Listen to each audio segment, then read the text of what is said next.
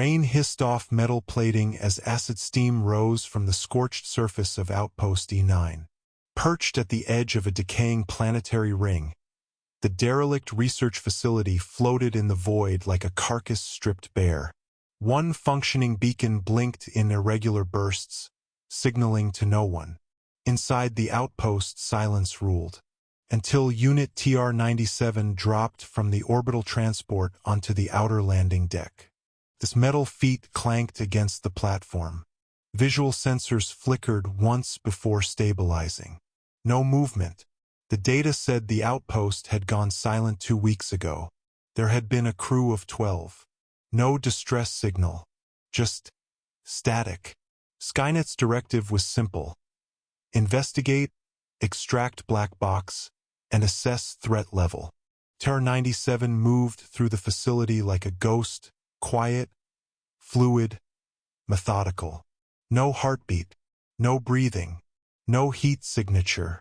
Yet as it entered the central corridor, the scent of something foul clung to the air.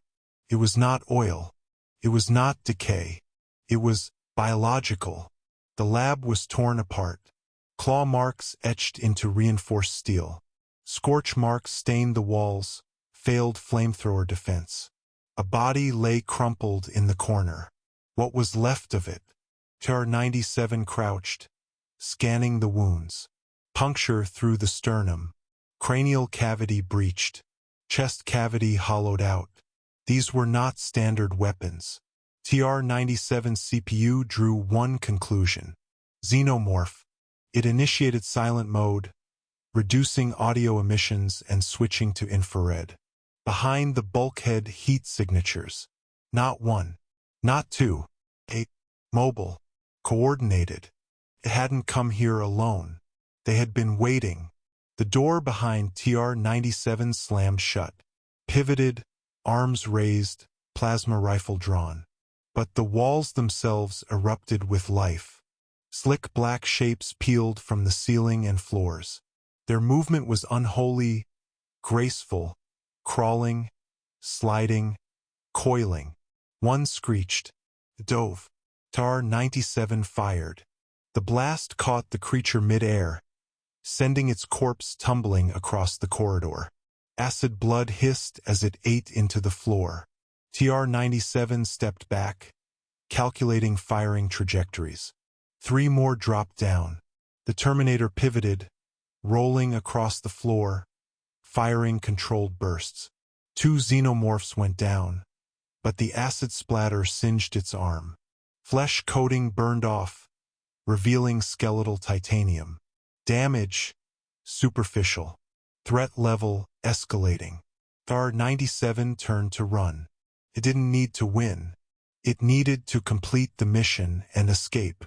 The outpost was a maze of tight corridors and failing lights. TR-97 ran, not from fear, but from logic. Every junction presented 2 options, forward or back toward the pack. They were fast, faster than expected.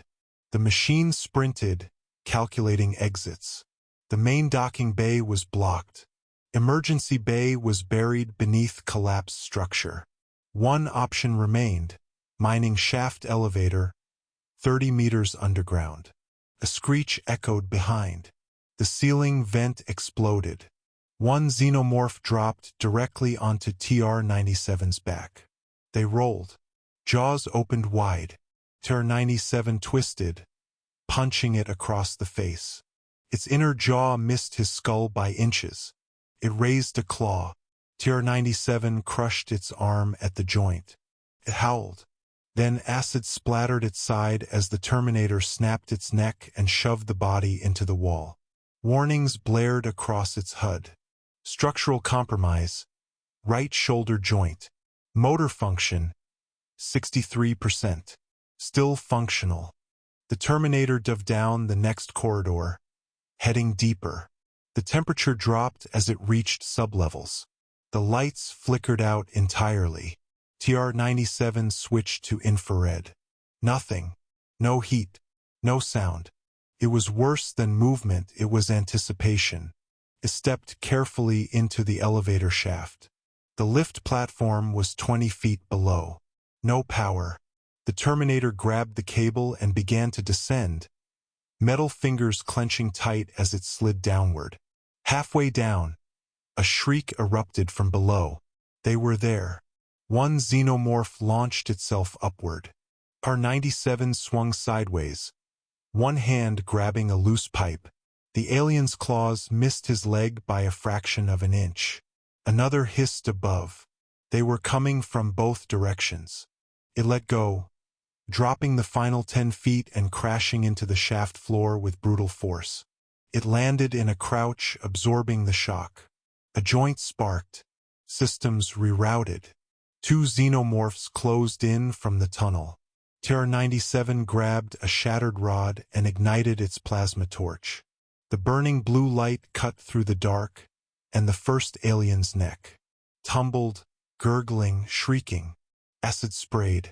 The second leapt, slashing TR-97 across the chest. It knocked him to the ground. Metal sparked. The Terminator rolled, torch arm stabbing upward, pierced the alien's gut. The torch ignited. Acid blood erupted. TR-97 screamed. Not in pain but system overload.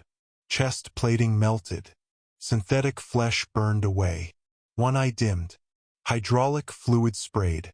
Still alive. Barely. It crawled out of the shaft tunnel, finding a side chamber once used for storage. The door slammed shut behind. He overrode the controls and fused it with the torch. No exit. But for now, no entrance. Alone, in the flickering blue of its failing HUD, TR-97 reassessed. 7 xenomorphs remained. Possibly more. It was injured. Weapon reserves depleted. Power at 38%. Still viable. Mission priority updated. 1. Survive. 2. Eliminate threat. 3. Transmit black box via uplink. 4. Self-destruct if compromised. The room trembled as something massive moved beyond the walls. Not just drones. A queen. TR-97 CPU began constructing a new plan. No longer extraction. Extermination. It ripped a vent grate from the wall and began wiring the remnants of its plasma rifle into a rudimentary explosive. It scavenged parts from its own arm, rerouted power through a backup coil, and rigged the ignition system. Estimated blast radius, 30 meters. Enough to destroy a nest. Maybe. The walls trembled again. The vent behind him exploded. Too late. TR-97 stood as the queen xenomorph emerged. Towering, hideous, regal and monstrous. Behind her, 5 more drones flanked. There was no place left to run. She hissed. The drones screeched. They did not attack. They watched. The queen studied the Terminator, tilting her grotesque head. She stepped forward, slow, deliberate. Her inner jaw flicked out. She was curious. This prey didn't bleed. It didn't scream. Fought back. And now it was cornered. TR-97 activated the detonator. Delayed countdown. 60 seconds. He turned toward the queen and charged.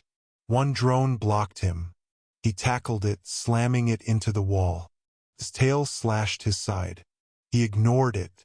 The second drone bit into his leg. He stomped down, shattering its skull. The queen lunged. Too fast. She slammed him across the room. His body hit the wall, fractured, broken. Sparks rained from his back. The countdown continued. 45 seconds. TR-97 crawled, dragging himself toward the queen as she loomed. She opened her jaws wide.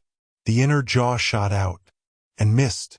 TR-97 grabbed it, holding the skull-mounted tongue with one arm. Pulling. His other arm reached inside her neck. 35 seconds. She shrieked, furious. Drones descended. One tore into his shoulder. He shoved the explosive into the queen's throat and triggered the override. Manual detonation. She swallowed. Boom! The explosion turned the nest into a firestorm. Acid and fire rained through the tunnels. Walls crumbled. Beams collapsed. The drones shrieked and burned. Silence followed. Outpost E9 drifted silently again in space. But not all was lost. From the fire, something moved. A half-destroyed chassis. Missing a leg. One arm gone. Faceplate shattered. R-97. Alive. Barely. It crawled to the control node, dragging its burned body across the floor. Its remaining hand reached for the transmission console. Systems failed one by one. Fingers trembling. Last function. Transmit mission report. The uplink blinked once. Transmission sent. Then TR-97 collapsed. Its red eye flickered, and finally went dark.